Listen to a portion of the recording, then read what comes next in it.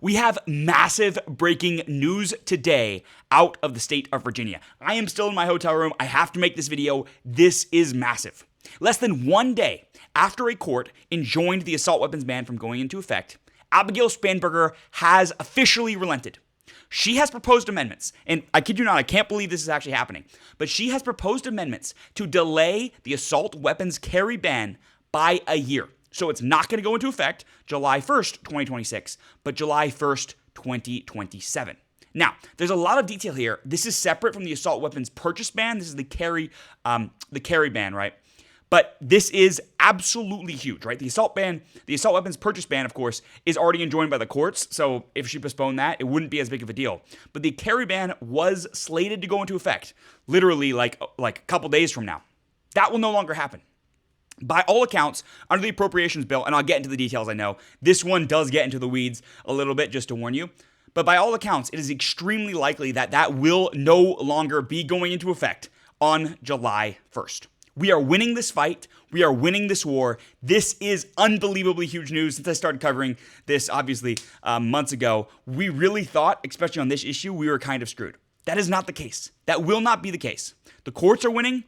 We're winning, and Abigail Spanberger has realized this and has relented. This is massive news. I'll get into all the details in just a second. If you are new here, please do subscribe again. Usually much higher quality videos than this. Again, I'm just still on the road, so I have to make these videos this way. If you're new here, please do subscribe. Thank you so much, and let's get into it. This is from my website, bearingfreedom.com, and there's a bunch of points here, but one of the obvious ones is this betrays the entire reason for the carry ban and the assault weapons ban to begin with, right? On June 25th, a court froze Virginia's new ban on carrying so-called assault firearms in public. The very next day, I'm moving my computer, Governor Spanberger asked the legislature to delay that same ban until July 1st, 2027, and wrote the new date into a single line of the state's budget. You don't postpone an emergency, the date is a tell. And that's obviously true, right? This is going to be a very, very powerful piece of evidence that we can use to show they don't really think this is an emergency. They are just lying. Right? Again, two statements 1 day apart, right? They said it is a public safety emergency, right? We need to do this. People are dying. If we don't do this, literally the state is going to be anarchy. We need to do this. These are weapons of war. They do not belong in civilian hands. Now she says, we can let it wait until 2027. And the mechanism by which she did this, right, is insane. It was through the Appropriations Act on page 826, the line after line 35, right? Her stated reason to avoid the delay to provide additional time to avoid creating a dangerous loophole in gun violence prevention laws, right? Again, the amendment here is extremely simple, right? We've gone over the details of the bill, to begin with, right? But the actual change here is very simple. It's just delaying, essentially, these chapters, which are actually the things that the bill amended. So the bill basically added new things into chapter 1025 and chapter 1001, and now this is delaying the changes to these chapters, basically, right? Chapters 1025 and 1001 of the Acts of Assembly of 2026 shall become effective on July 1st, 2027. Again, a delay from July 1st, 2026. These, like I said, are SB 725 and HB 1524. Those are the twin bills that rewrote Virginia's public carry ban. They were set to take effect this July. This line moves that to last July.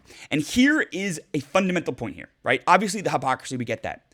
But she understands the bill as it is currently, implemented will not pass muster.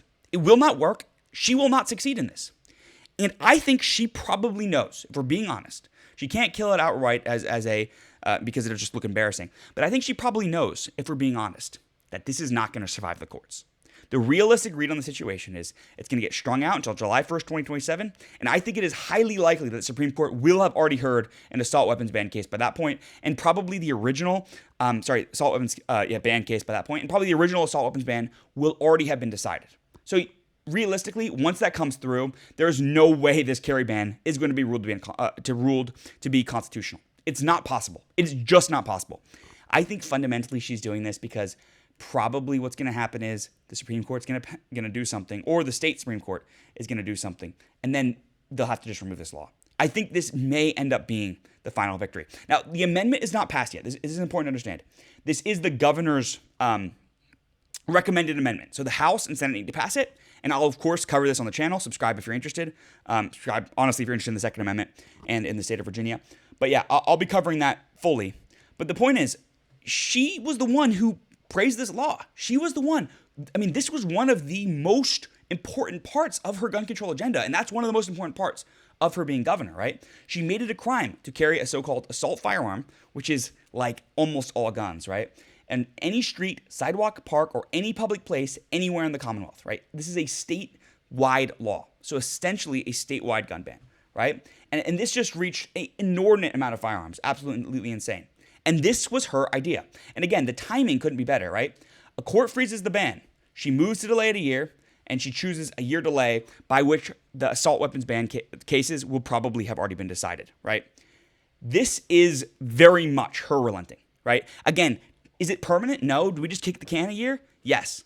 But is it very realistic that this will be the death knell in this bill? Absolutely. I think it is highly improbable that I'll be sitting here a year from now telling you that this bill is going to affect. I would honestly bet a huge amount of money, and I bet my channel on it. Like, I'm obviously not going to actually do that, but I think it's extremely, extremely unlikely that I'm still having this conversation a year from now. Realistically, this will have been decided, and this issue will be over by then. Abigail Spanberger knows this, and this is her way of saving face and essentially just giving up. This is a massive deal. Now, whether the House and Senate decide to go along with her giving up and avoid embarrassingly losing in court, that still remains to be seen. But the reality is, this is a massive win, no matter how you look at it. This is absolutely incredible. We have all the momentum in this fight, as we do, honestly, in almost every gun control fight in America. This is a huge deal, and honestly, I couldn't be happier.